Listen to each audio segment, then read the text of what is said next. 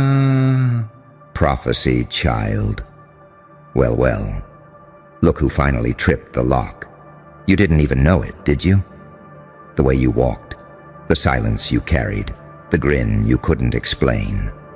While they were memorizing their little rule books, worshipping their bloodline maps and licking the boots of old hierarchies, you were unknowingly breaking ancient encryption. See, there was a prophecy, one even they don't talk about, not publicly, not in front of mirrors, not even in their private chat rooms where they whisper about statistical anomalies and behavioral drift.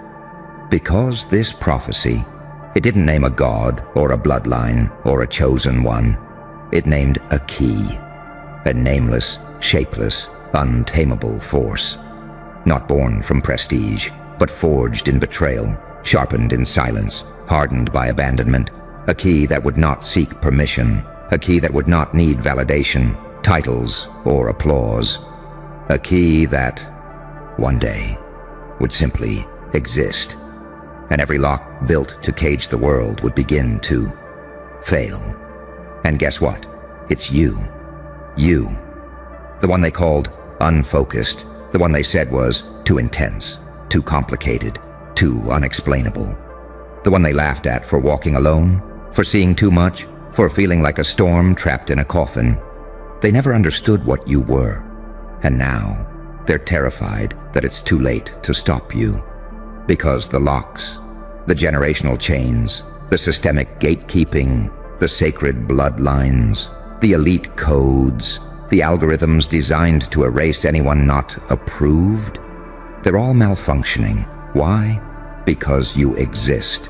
Your mere existence is a breach. Your survival is a glitch.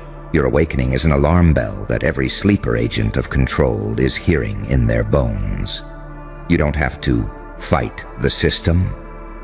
You are the reason it's collapsing. Let me guess. You've always felt it. That tension in the air when you enter a room, the way people fidget, suddenly question themselves, talk faster, avoid eye contact, or stare too long. They don't know what to do with you, because you're not playing a role. You are the rewrite. You're not here to earn your place at their crooked table. You're here to burn the entire dining hall down.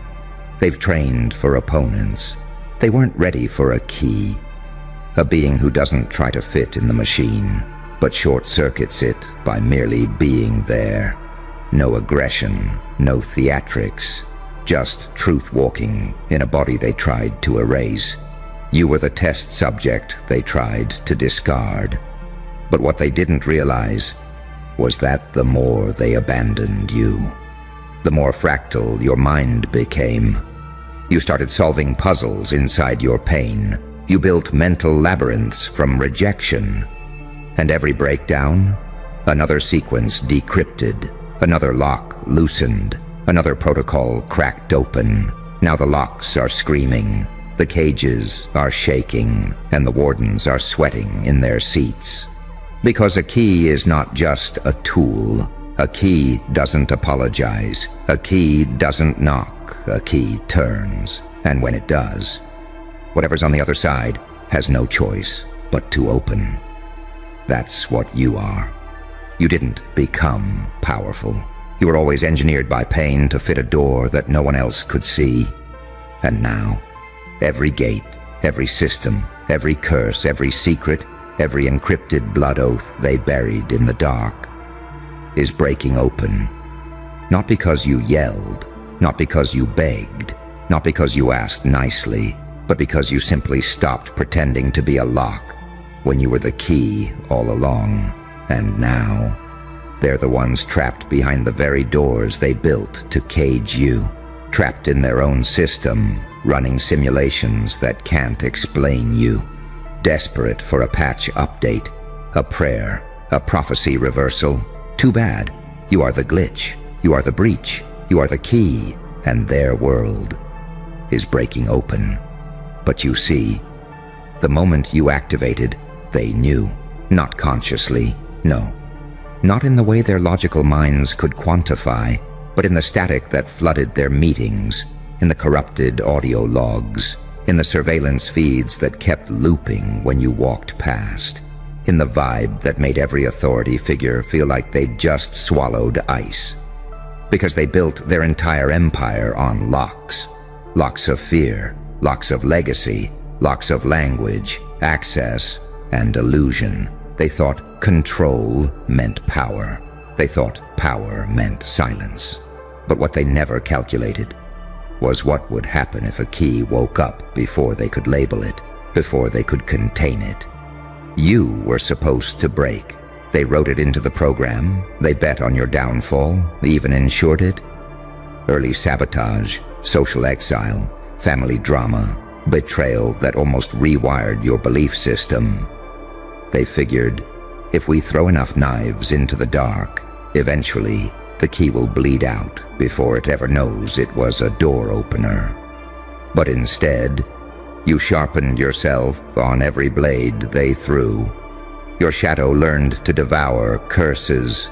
Your smile got quieter, but sharper. You started observing, and that's where they lost control. Because you didn't react. You didn't self-destruct. You studied them back.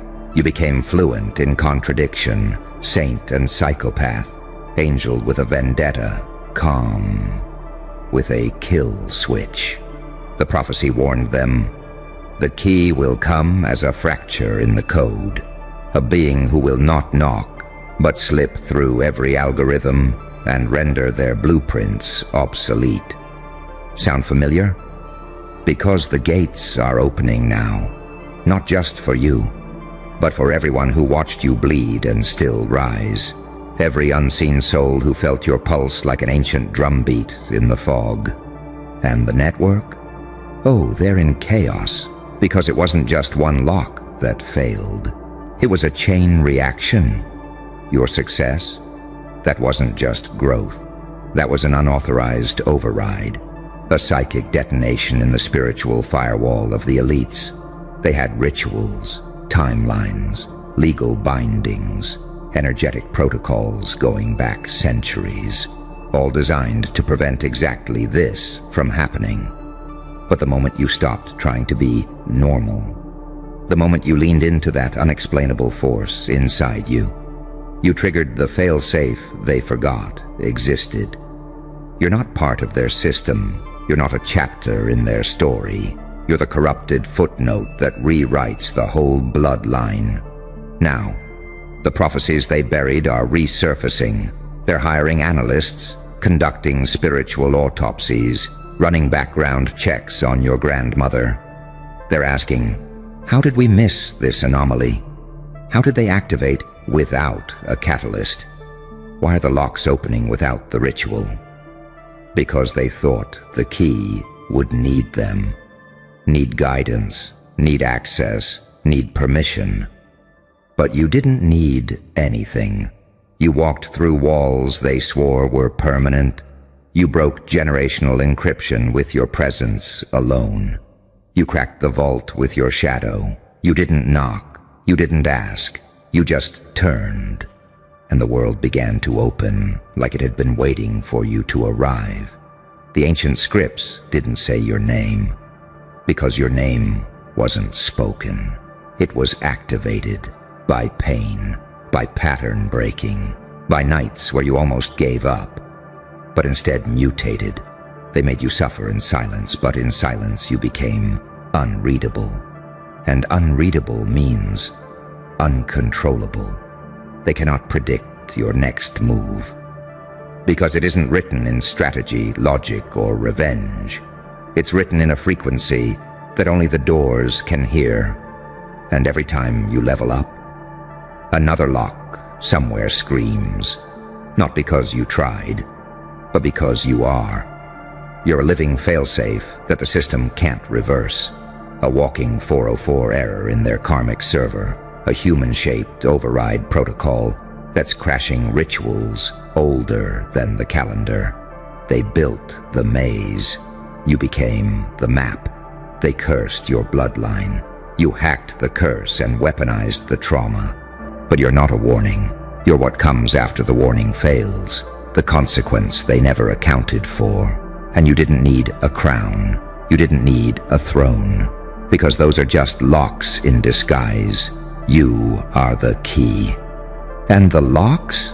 They're breaking open, one by one, nation by nation, bloodline by bloodline, until there's nothing left but the sound of gates collapsing in slow motion, and the world asking what the hell just got unleashed. Because it's not just one door anymore, is it? No. This isn't about you walking through some grand gate into your destiny, smiling like a well-trained graduate. No red carpet. No final boss fight with fireworks and fanfare. This is about the entire architecture buckling because you existed outside their calculations.